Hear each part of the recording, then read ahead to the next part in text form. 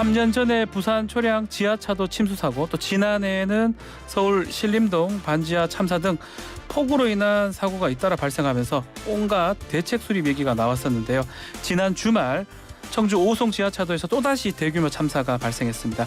매년 반복되는 참사, 무엇이 문제인지 조원철 연세대 사회환경시스템공학부 명예교수와 말씀 나눠보겠습니다. 교수님 안녕하십니까? 예, 안녕하십니까? 수고하십니다. 네, 이것도 말씀 좀 여쭙겠습니다. 예.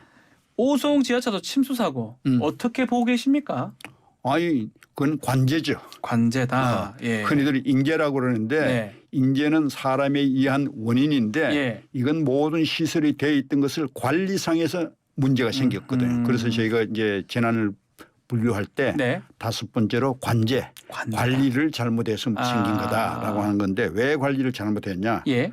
바로 가까이에 하천 제방을 건드렸잖아요. 아하. 미호천은 국가 하천입니다. 네. 하천 제방을 건드리기 위해서는 하천법에 따라서 허가를 받아야 되거든요. 네. 그리고 건드렸으면은 어쩔 수 없이 건드렸다고 하면은 이 비상 상황, 비가 오고 폭우가 쏟아지는 상황에서 일찌감치 그걸 마무리했어야 되거든요. 지난 가을도 있었고 겨울도 있었고 봄도 있었는데 뭘 하다가 비 오는 가운데 준공했다고 그러냐. 그런데 그것마저도 상당히 부실하게 돼 있는 걸로 저희가 지금 파악을 하고 있거든. 왜 부실이냐면은 네. 제방을 끊었다 막으면 흙을 건드렸다가 다시 쌓으면 흙은 느슨해져요. 아하. 느슨해지는데 그걸 막기 위해서 이제 마대 자료에다가 마대에다가 흙을 넣어가지고 샀는데 쌓으려면은 밑바닥부터 저 꼭대기까지 다 마대로 쌓아야 되거든요. 아. 이번에 그렇지 않았다라고 하는 데서 문제가 있습니다. 그러니까 이 부분 조사가 필요하다는 거네요. 왜 그건 절대 공사를 몇 년째 하고 있는지 이 부분도 좀. 그건 지금 네. 옆에 교량공사가 지금 한 4, 5년 최소한도 4, 5년 예. 걸리거든요. 예. 그럼 그동안에 뭘 했냐 하는 얘기예요. 문제가 된다. 그렇죠. 또 계속 얘기하는 게 물이 범람하고 있으면 행정 당국이 교통 통제를 해야 되는데 왜 그 시간을 놓쳤느냐. 이게 물이 제방이 넘친 게 아니고 예. 넘친 거는 우리가 원류라고 그러는데 예. 제방이 무너져서 한꺼번에 오니까 워낙 이제 빠른 시간 내에 급박했다. 우리가 예. 이제 급박했다고 하는 이유를 우리가 들 수는 있죠. 실제 현장에. 네. 저같이 훈련 많이 받은 사람도 재난 상황에 훈련 받은 사람도 그때는 판단하기가 굉장히 힘들어요. 더더욱이 이제 경찰력이 동원되고 행정력이 동원되려면 시간이 걸리는데 이번에 이제 재난관리 부서들이 네. 엉망이었죠. 그리고 블랙박스 영상이 지금 많이 공개가 되는데 그 보면 흙탕물이 막 잔뜩 그 지하도로 들어가고 있는데 양방향으로 차가 계속 들어가더라고요. 그러니까 아무도 안 그렇죠. 막고 있고요. 그게 가장 좀 심각했던 것 같은데요. 그게 심각한데 이제 일단 책임이 충북, 네. 그다음에 청주시, 예. 그다음에 흥덕구 이렇게 단계별로 내려가는데 1차적인 책임은 흥덕구가 져야 돼요. 구청에서 책임져야 왜? 된다요. 자기네들 관할 구역이니까. 그리고 관할 구역 안에 있는 경찰이나 뭐 119 이제 전부가 이제 총동원돼야 되는데 네. 이게 우리나라 이제 재난관리 행정에 문제가 있습니다. 어떤 이게 겁니까? 그게? 중앙재해대책본부가 있고 예. 이제 재난관리 본부가 있고 도에도 있고 군에도 다 있는데 네. 상황이 발생이 되더라도 모든 자원 재난관리를 할 수 있는 자원을 불러서 강제적으로 이렇게 해라 저렇게 해라 할 수 있는 게 실질적으로 안 되고 있어요. 이게 이제 우리나라의 문제입니다. 조직상에는 돼 있는데 그래서 각 기관들이 예. 자기 역할을 다 함으로써 재난을 막거나 최소화시킬 수 있는 노력을 해야 되는데 이게 동원되는데 시간이 걸리고 또 느슨해져 있는 게 이번에 이제 문제가 생겼거든요. 네. 그게 이제 하천만 그 제방 문제든지 경찰의 통제 문제든지 또는 뭐 흥덕구 자체에서도 네. 사전에 통보를 다 받았잖아요. 위험하다는 거. 네. 받고도 액션이 없었잖아요. 액션을 못했던 부분, 그렇죠. 그 예. 부분이 좀 매뉴얼이 좀 문제다 이렇게. 그건 매뉴얼의 문제가 아니고 매뉴얼은 있을 건 다 매뉴얼 있어요. 있는데 그걸 있지만은 못한 게 문제다. 매뉴얼을 아는 사람도 별로 없어요. 재난관리. 왜냐하면 재난관리 부서는 기피 부서입니다. 내가 재난관리 부서가 기피 부서라고 했다가 한번 혼난 적이 있어요. 왜? 이제 잘못 이해하는 사람들이. 그런데 재난관리 진짜 기피 부서 고생만 하거든요. 아무 일 일어나지 않으면 별 문제 없는데 논다고 생각하는데 재난이 일어나면 가장 많은 고생을 하는 사람들이 재난관리 부서거든요. 그런데 이것이 1년 반 내지 길면 2년이면 교환이 돼버립니다. 인사이동이 돼요. 그러면 전문성을 경험할 수 있는 기회가 없어요. 우리나라의 인사행정의 이제 문제입니다. 재난관리는 경험에 의한 노하우가 제일 중요합니다. 네. 그래서 미국 같은 데든 일본은 일평생 그저 그 업무를 하거든요. 그것만 계속 할 수 그렇죠. 있도록. 예. 그렇게 해서 그분들이 업무에 종사하면서 필요한 인센티브를 정부에서 법적으로 보장을 해줘야 돼요. 그런데 우리는 인센티브는 없잖아요. 네. 고생만 하고 그러니까 기피한다. 이 말씀이네요. 문제가 생기면 책임져야 욕만 먹는 예, 거거든요. 책임져야 되니까. 예. 이번에 터널 안에 그 1분에 한 3톤씩 물을 퍼내는 펌프가 4개나 있다고 하는데 그게 작동을 하지 않았다고 하더라고요. 있으면 뭐 합니까? 아. 펌프라고 하는 것은 수중 펌프라서 펌프는 물에 속에 들어가 있어야 됩니다. 예. 그런데 그거를 가동을 하려면 전력이 있어야 되거든요. 전력이 다행히 이번에는 시설이 지하 터널 바깥에 있었어요. 네. 있어도 그 자체가 침수돼 버렸거든. 전력 침수되면 전기가 공급이 안 되잖아요. 그렇죠. 지금 요 가장 가까이 있는 상암 지하철도도 그랬어요. 요 뭐 얼마 안 되는 거리에 있는 상암 지하철도 그렇고 부산 사건도 마찬가지였는데 예.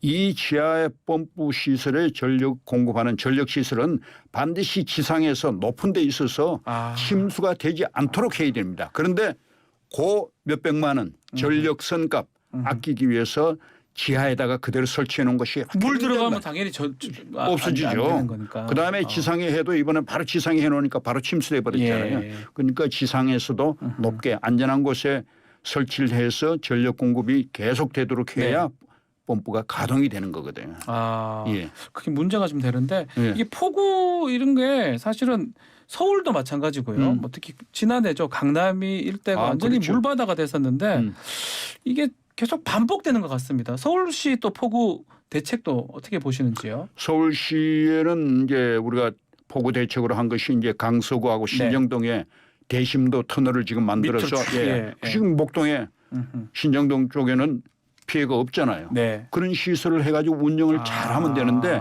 그런 시설 하는 데는 막대한 돈과 시간이 필요해요. 최소한도 6, 7년, 길게는 한 10년 정도 걸리는데 작년에 이제 강남 사태가 일어나니까 이게 처음이 아니거든요. 네. 10여 년 전에 우리 광화문도 침수됐잖아요. 맞습니다. 그때 제가 상세하게 어떤 기관으로부터 요청을 받아서 상세하게 다 분석을 했고 서울시내 7군데 상습 침수 지역을 어느 지점에 몇 메타가 물에 쌓일 거다 하는 것을 분석한 적이 있어요. 해놓은 보고서도 있습니다만은 그런 대책이 이제야 작년 사고는 이제야 이래요. 그러면 지금부터 시작하면 앞으로 6, 7년 짧게 하면 몇 조가 드는 거거든요. 그러면 6, 7년 동안 앞으로 어떻게 할 거냐. 그러면 임시 대책으로서 요즘 많이 거론되고 있는 차수판, 물막이판이라도 가정집에 또는 건물에 설치하면 굉장히 효과가 있습니다. 물 못 넘어게 하는 그 그렇죠. 판을 말하는 물 못 거죠. 들어오게 국부적으로 했죠. 단독 주택이든지 또는 단독 뭐 큰 건물 같은 데는 차수판 즉 물막이판을 설치를 하면 바깥에 물이 높아지더라도 건물 안쪽으로는 안 들어오니까. 작년에 유명해진 건물이 있잖아요. 강남 사거리 남쪽에 있는 창성 빌딩이라는 이름을 해야 됩니다.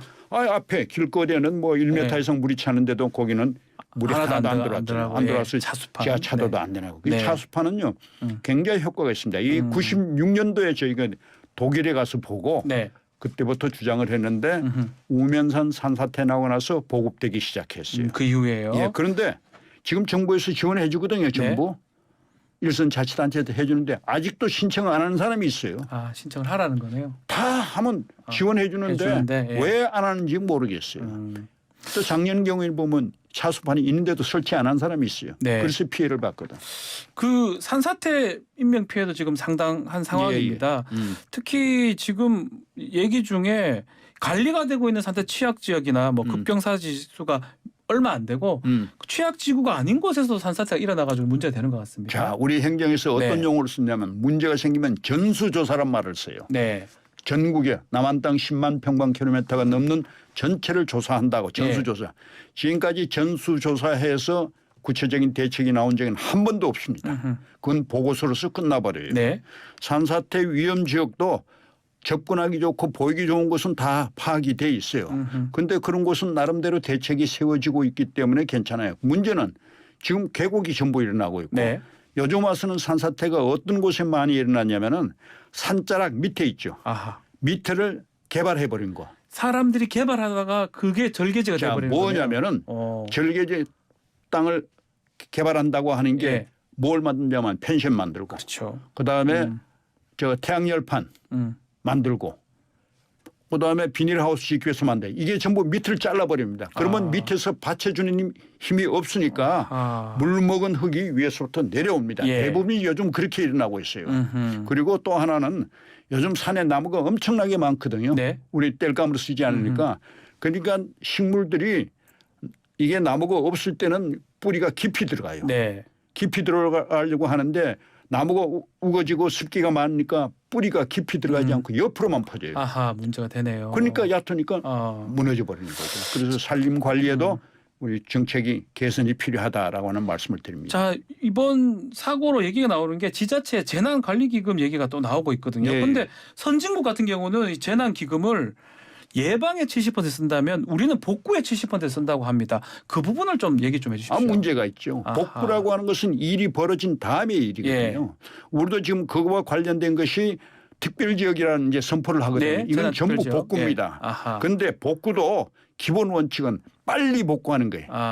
그래야 피해를 입은 분들이 복구할 때까지 시간을 최소한으로 줄이는 것이 2차 피해를 줄이는 거거든요. 네. 그런데 우리는 예방 예산을 달라고 그러면은 정부에 요청한다든지 쓰려면은 낭비로 봅니다. 네. 이게 금전출납부예요. 플러스 마이너스 제로밖에 생각을 안 해요. 경제는 더 그게 해야 아니거든요. 된다는군요. 네. 예방을 함으로써 당연히 입을 수 있는 피해를 줄이는 것을 수익으로 보는 네. 경제 개념이 돼야 되는데 예산 당국이 금전출납부 개념을 갖고 있다. 알겠습니다.